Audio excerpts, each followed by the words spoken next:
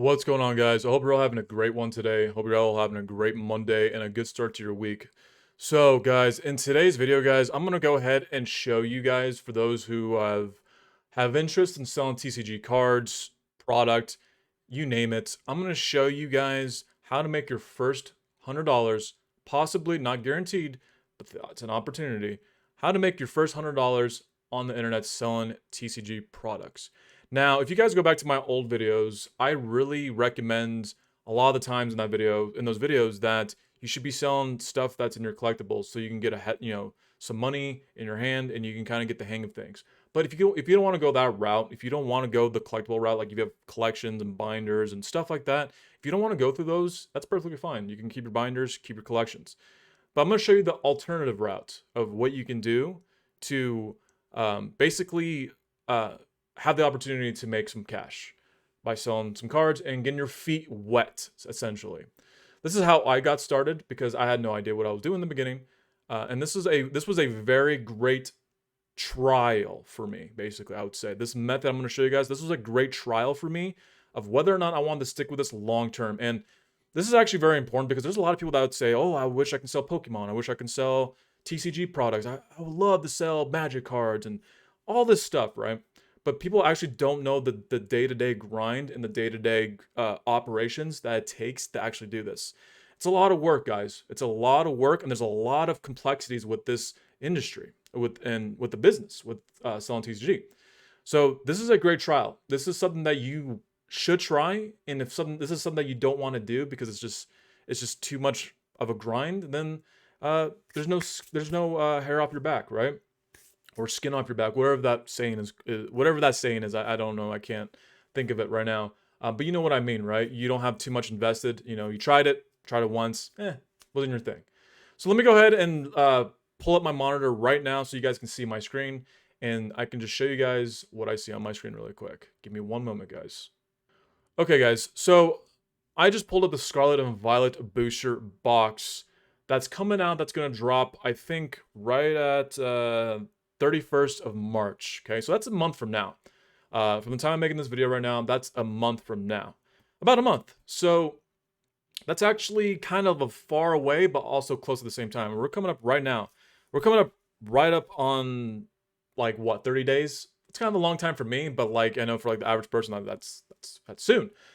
But let me go ahead and just talk to you guys about why I think Scarlet and Violet is a great opportunity to really delve into when selling cards right now. So when I first started, guys, if you guys know my previous videos, I would talk about, like, I sold some collections in my bins in my garage that I had. I kept in minty condition. I sold some stuff, got the hang of selling cards, and then after I did that for a bit, I started I bought I think right around October, I bought a booster box that was released was released in the week, or I guess it was launched, right? It was launched. It launched the very week that I bought that box. I bought a brand new box, and it launched that very week, nationwide, worldwide, right?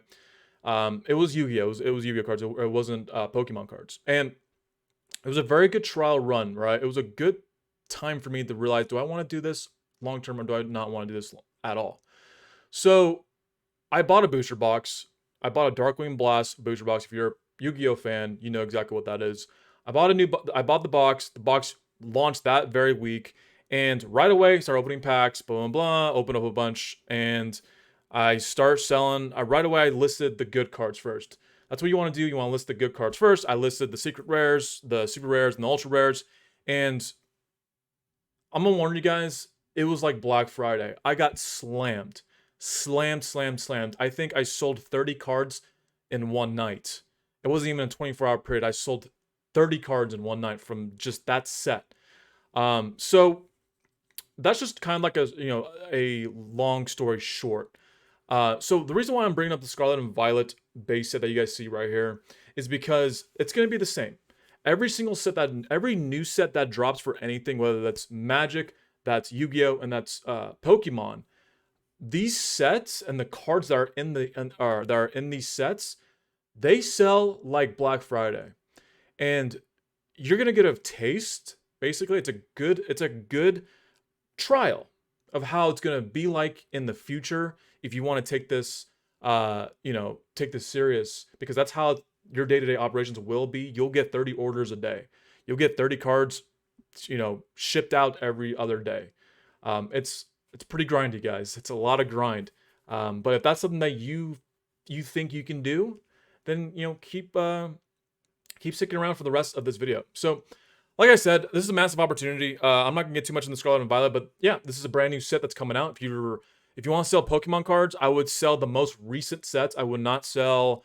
I will not go to a local LGS, buy a Lost Origin box, buy a Silver Tempest. Even though those are recent sets, I still wouldn't buy those, just because like you want to keep up with the demand. The demand's always going to be the most recent sets.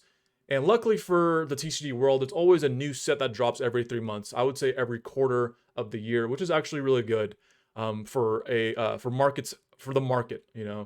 So that being said, guys, I would, if I were you, I would jump on this.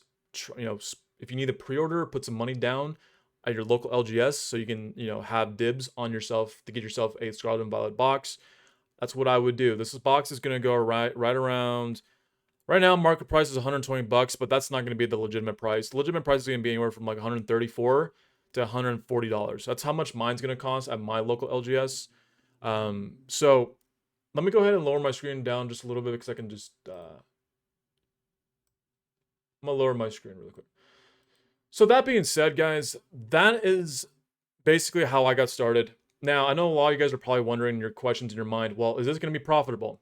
And like I said in the beginning of this video, this is making your first $100 off of this one set is not going to be guaranteed, because all of you who know that open up booster packs, the odds of you making your money back on a booster box, it's very, very slim. Okay, I'm going to say probably you have a 30% chance. Okay, so this is why I'm saying, like, this is something that if you want to do this long term, you spend money on a booster box and you're short, let's say you get all the hits, you get like 15 hits per booster box in a Pokemon booster box, you get 15 hits. And let's say all those hits don't add up to $130. Okay, cool, that's fine. This is just a trial test. I'm not talking about profits right now. That's a different video. I'm talking about just getting your feet wet and just getting some more activity on the internet. So, and just repetitions as you go along, and just getting some exposure. So, that being said, guys, there's gonna be a lot of questions of, is this profitable and blah blah blah. And for the most part, opening up sealed product is not gonna be profitable. Now, there's so many different aspects to Pokemon that there are a lot of profitable avenues that you could take, that you could scale. This is something that I do not recommend, opening up sealed product and doing that as your basically as your bulk for your business. There's a lot of different aspects to a Pokemon business, not just opening up booster packs and selling them and trying to make your money back. To me, that should only maybe be like 20-30%. Now, that's in the future. You don't have to worry about that now. This is just a trial run. Give it a try. Give it your best. Like, go ahead and buy this box, open up the packs, enjoy the time. It's fun opening up it's fun opening up packs, opening up booster boxes, and start listing them on eBay. I recommend eBay. Don't go on the TCG Player, because you're going to lose on TCG Player when you're first starting out. eBay is a better place. You're going to get a lot more traction on eBay when you first get started, and even for a new set, you're going to get a lot more traction. A lot more people are going to be on your page, and and you're going to be able to get it out quick. Like, this stuff's going to be out of your hands in like within a day or two. No longer than a week, I would say. So anyways, guys, that's pretty much all I wanted to talk to you guys about. And I just wanted to go ahead and just overcome some objections that people are going to have, and they're going to be like, oh, well, this is gambling. This is a form of gambling. And sure, it is a form of gambling. Don't get me wrong. It really is. But let me go ahead and talk about the contrary of the other side of the argument, which is, well, can you just go to a garage sale and flip items there? Like, go to like a garage sale, buy a big bulk for $50, and someone's selling 1,000 cards for $50, and hopefully you get lucky and you might be able to get, a few gems out of that big bulk, right? Here's a problem with that, guys. People are not stupid. People are very competent about their Pokemon stash. When you see like big bulk and big lots of being sold on Facebook Marketplace, because that's a there's a tendency on Facebook Marketplace where you find all those garage sale type sales or listings. I would say not sales, listings, right? And a lot of people are gonna be like, oh, $40 for 1,000 cards. That's a very, very good deal. But the problem is that when you go show up, you don't even know the condition of the cards. You don't even know what the cards are. You're kind of just taking a guess whether or not these cards are going to be either very good or desirable or not so good. And most of the time, when people are selling their bulk lots on Facebook Marketplace or in a garage sale, these cards are going to be outdated. These cards are going to be not in the rotation.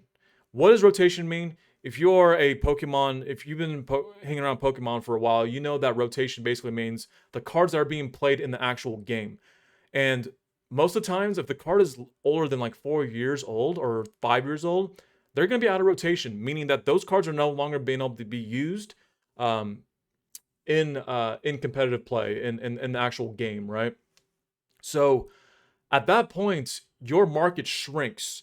It goes from selling to people that play the game or people that are collectors or investors, and you just shrunk your market because now keep in mind, most of the time that people are buying these cards from you, they're not collectors. 70% of the time, 70% of these buyers are going to be people that play the actual game, the actual Pokemon game. So you got to keep that in mind. The cards that you buy off of Facebook Marketplace or in a garage sale, you're going to only be able to sell those to a collector that are seeking those cards.